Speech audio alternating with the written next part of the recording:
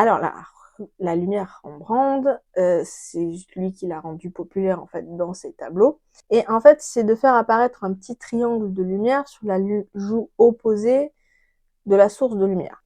Vu la lumière en face, il y a peu de contraste dans les zones qui sont éclairées, il y a peu de contraste. Donc, on va avoir la lumière qui est au-dessus. Donc là, ça va rajouter du côté menaçant. On va avoir la lumière qui est en dessous. Donc là, un film d'horreur, côté plus peur.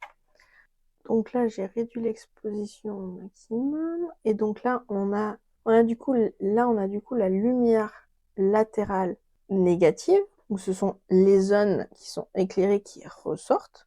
Donc là, on a la lumière latérale normale. Si je me tourne un peu, on va avoir la joue qui va avoir des lumières dessus. On a le contre-jour, où là, on voit plus la silhouette est plus mise en avant, donc le côté plus mystérieux en gros.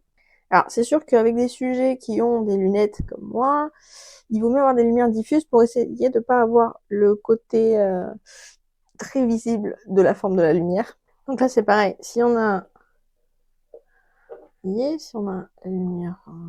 lumière rouge, une lumière bleue, ça va pas donner le même effet.